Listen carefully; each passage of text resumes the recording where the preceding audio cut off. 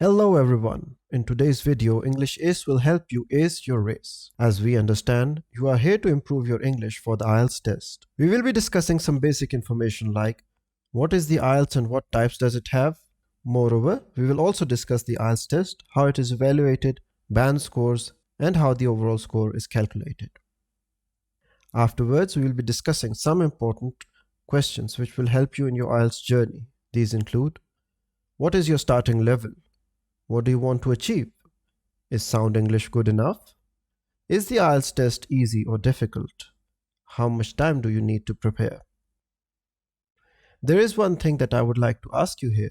I just said this sentence. We will discuss some important questions that pop into one's head when one decides to take the IELTS test.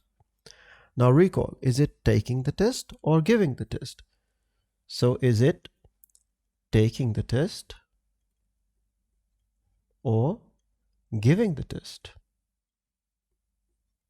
This is a common mistake where we say that we are going to give the test. The correct answer is taking the test. Now moving forward, let's start with the basic information first. IELTS stands for International English Language Testing System. It is designated to judge your level of competency in the English language, which could be for any reason like to work, study, or migrate to an English-speaking country. Here, we can see the world map.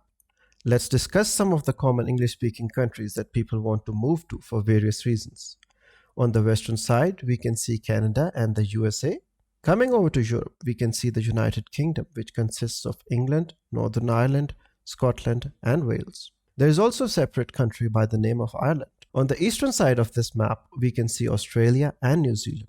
Now that we know what IELTS stands for and which countries accept it, let's take a look into its types.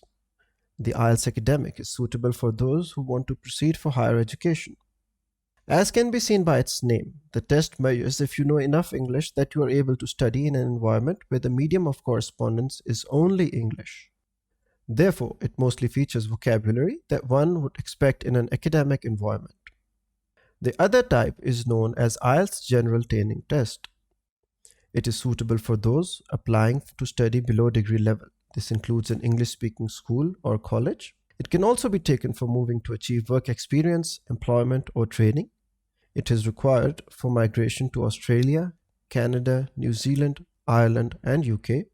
The test features everyday English language skills that you will need in social and workplace environments. So the question that beckons here is, which type of IELTS is right for you? If you want to move to an English-speaking country to study, then you should take the IELTS Academics test. For work or immigration, the IELTS General Training Test is recommended.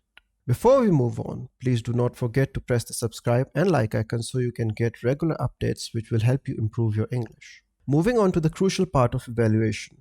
IELTS band scores are reported on a 9-band scale ranging from band 1 to band 9. Each part of the test is awarded a band score for performance. Now the question here is, what are the parts on which each applicant is evaluated? These are reading, listening, writing, and speaking. The reading and listening test parts each have 40 questions each, and correct answer receives 1 mark. There is no negative marking. The total raw score out of 40 is converted to the IELTS Band 9 scale. The speaking test is evaluated by certified IELTS examiners in a face-to-face interview. The examiner uses a set of assessment criteria to award band score. These are fluency and coherence. Coherence means creating a logical build-up. Lexical resource, which means your vocabulary. Grammatical range, which is use of tenses, prepositions, etc. And accuracy and pronunciation. An example of accuracy would be that of the words fluid and water. Fluid describes liquids in general, however, water is a specific liquid or fluid. If you are asked in IELTS test to tell what plants need to grow, would it be better to say that they need water or fluid? Fluid could include Pepsi or Coca-Cola as well, which the plants certainly don't need, so an accurate answer here would be water. The writing test is evaluated in the same way as the speaking test. The examiner awards band scores for each of the 4 criteria that best match the performance. In the writing test, you are evaluated based on 2 tasks in total. This is a breakdown of the bands and what they represent. For example, band 9 is given to a skilled user compared to band 7, which represents a good user but definitely nowhere near band 9. You can pause the video here and read the descriptions as well.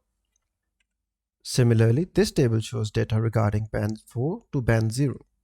Moving to the concept of overall score, in precise words, we can describe it as an average of all 4 bands. However, the overall score jumps at intervals of 0.5. Therefore, if the average of the 4 sections ends in 0.25, the overall band score is rounded up to the next half band. If it ends in 0.75, the overall band score is rounded up to the next whole band. Confused? Don't worry, we will have a look at examples of each case. Here we will see some examples of how the overall score is calculated. The first row represents the result of student A. We can clearly see that his calculated average is 6.25. However, since the overall score is rated at intervals of 0.5, it is rounded up to 6.5. Similarly, for student B, the overall score is rounded up to 4, whereas for student C, it is rounded down to 6.0. Before you start preparing for the IELTS test, it is very important that you check the minimum requirements for each band and the overall score that you require to achieve your objective. Now, let's go over some questions that are critically important to address at this point. These are also known as frequently asked questions. Beginning with, what is your current level of English? Have you been taught in the English medium of communication? Do you watch movies, listen to music, or play games that are in the English language? Are you comfortable to give an interview in English to a person not known to you? Do you feel shy or nervous while speaking English? What do you want to achieve by taking the IELTS test? Do you want to go abroad to study, work, or migrate? Is this your first time giving an IELTS test? Have you already given an IELTS test but want to improve a certain band?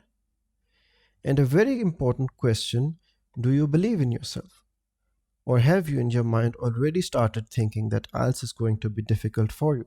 You see, your thought process and behavior tell a lot about what you are capable of achieving. Another question a lot of students ask is a certain level of English good enough to get a good score?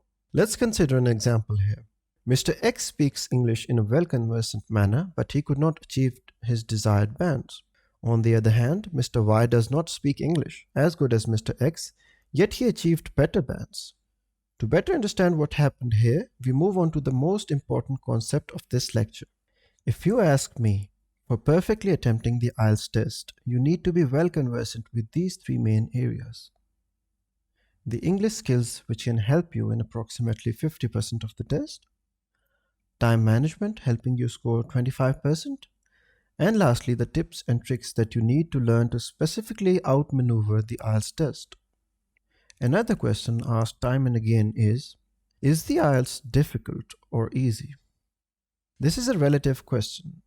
A lot depends on where you are starting from and how much hard work and smart work you are willing to put in. The last question for today is, how much time is needed to prepare for the IELTS test?